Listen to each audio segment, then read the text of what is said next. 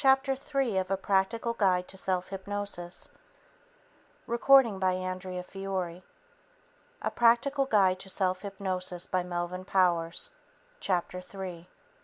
Is Hypnosis the Answer?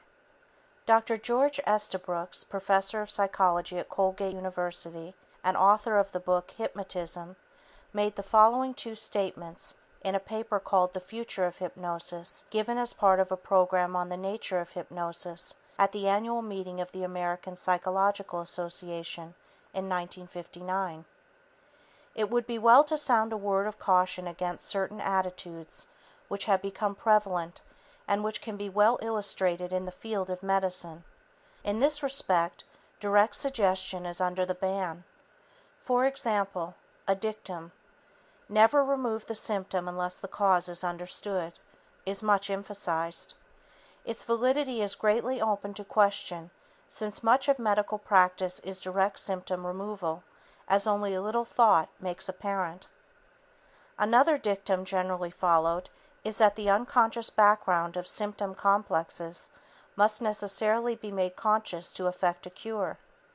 Reasonable and thoughtful consideration of the extensive role of the unconscious in daily living and functioning renders this dictum much less credible. I should like to discuss both of these statements in some detail, as they invariably arise in the mind of the individual seeking help through hypnosis. The first thought that comes to mind is that all the religious healings cited in the Bible involve direct symptom removal. The cures that are effected by religious devotees traveling to sacred shrines are also in the realm of direct symptom removal. I have yet to hear a criticism of this type of treatment directed at religious leaders or condemnation of the religious shrines.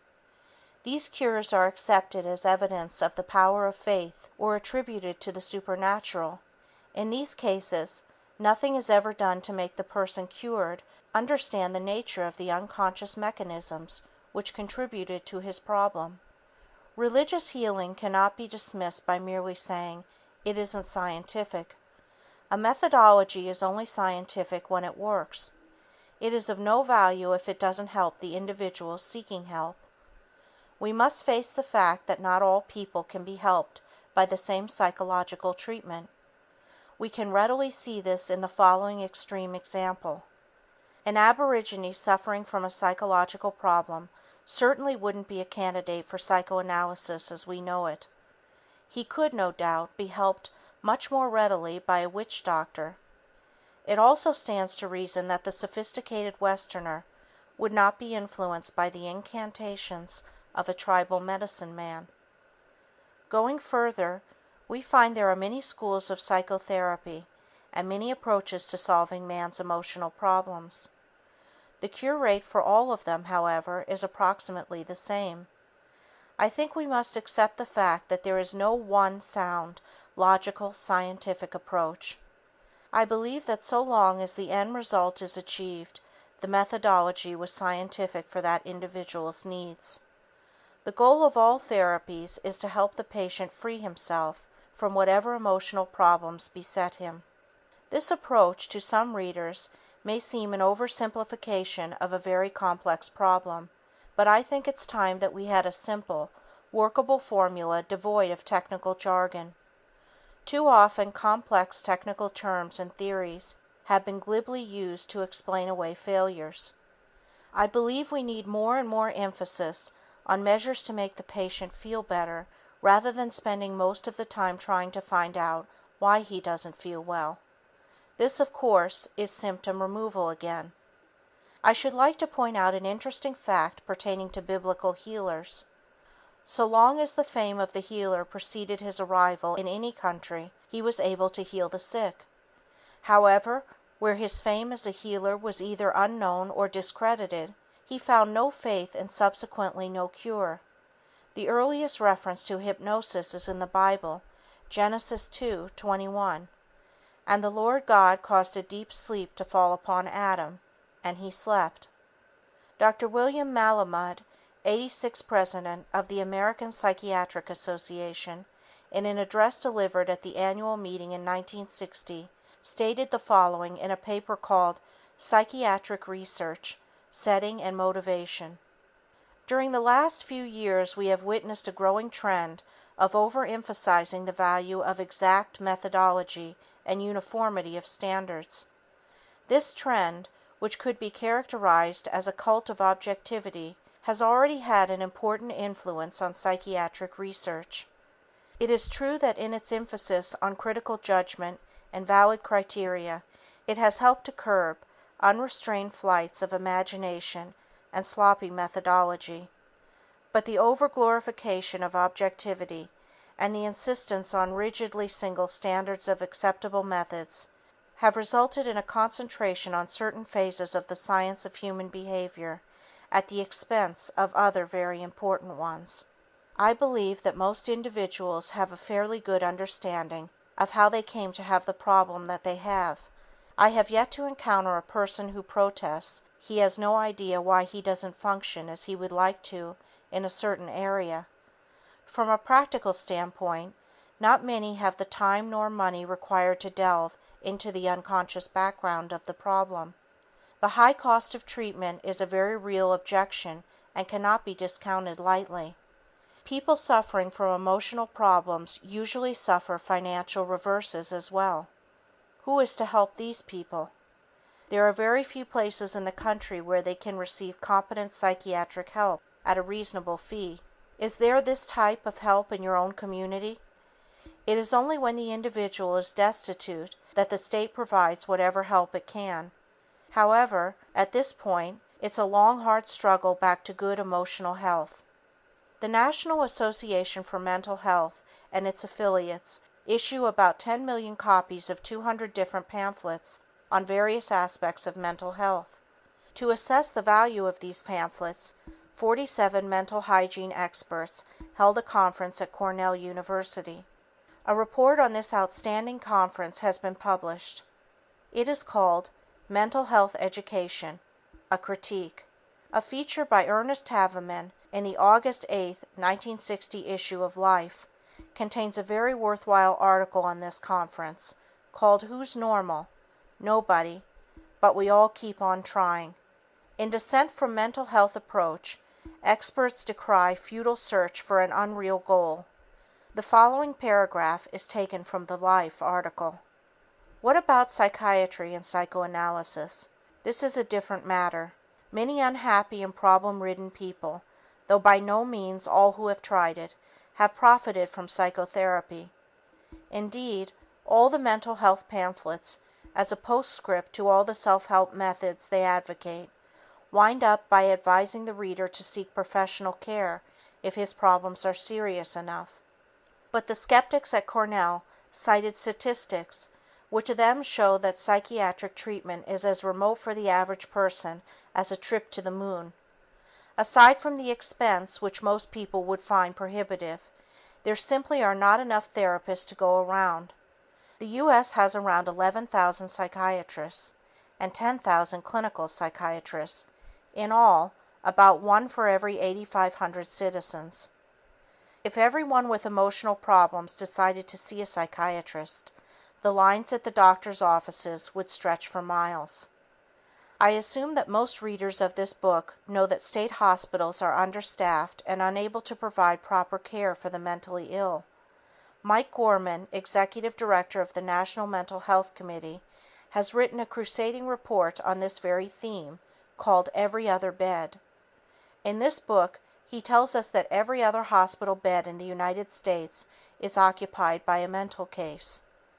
Mental illness costs the country $2.5 billion a year, besides the more important untold human suffering that can never be equated in dollars.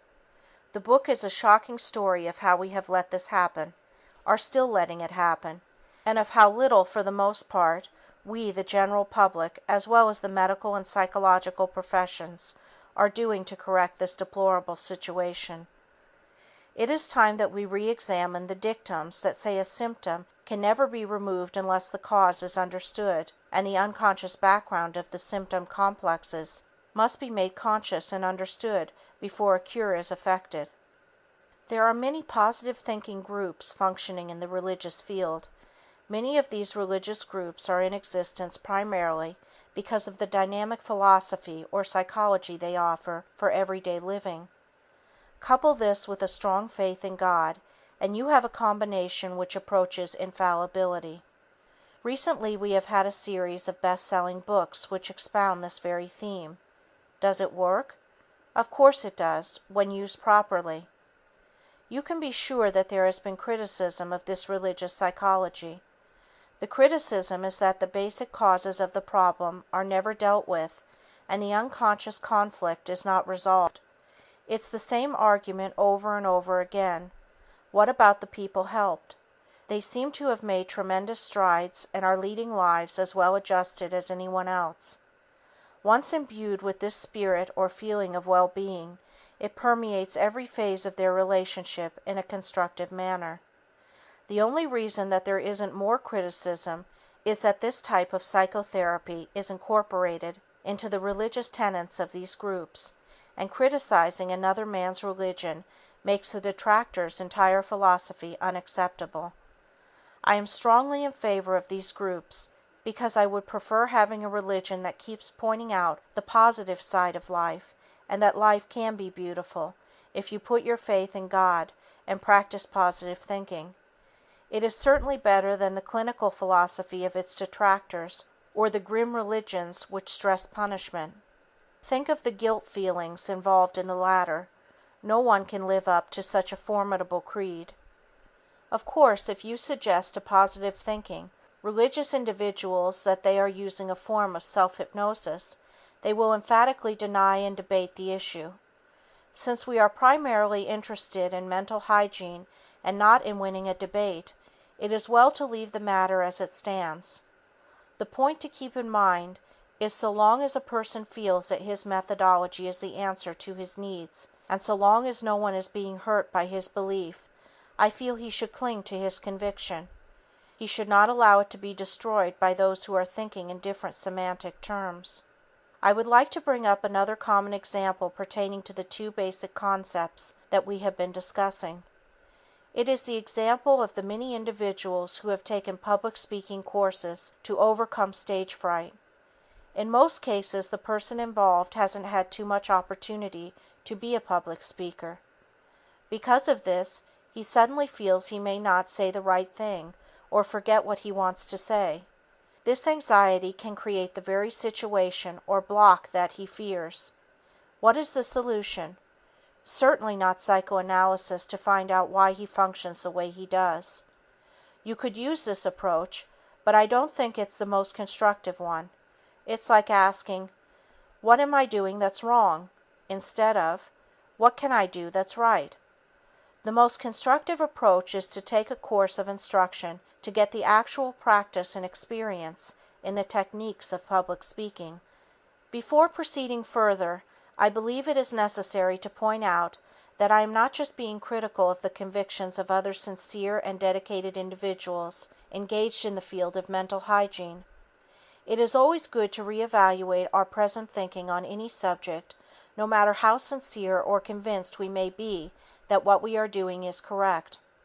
At times, we can become so immersed in our convictions that we cannot take criticism and respond emotionally to ideas or interpretations that do not coincide with logical thinking. What then is the answer to mental health problems? There is no single answer. It is a very complex situation. There are many promising drugs and treatments which, if adequately developed and widely used, could do a great deal toward promoting good mental health. Fundamentally, the problem will always be that of trying to understand human behavior and helping those in distress with an efficacious formula. What is that formula? I believe hypnosis can contribute in part to the answer. Needless to say, hypnosis is contraindicated in many emotional problems because of the very nature of the problem itself. Some emotional difficulties must first be worked out on a conscious level. After this, hypnosis can be instrumental in achieving the final goal. Dr. Frank S. Caprio, a prominent psychiatrist, in his book, Helping Yourself with Psychiatry, states the following: "A whole new world of self-confidence and positive living is open to every person young and old, through hypnosis, self-hypnosis, and self-suggestion or auto-hypnosis. End of chapter 3. Recording by Andrea Fiore.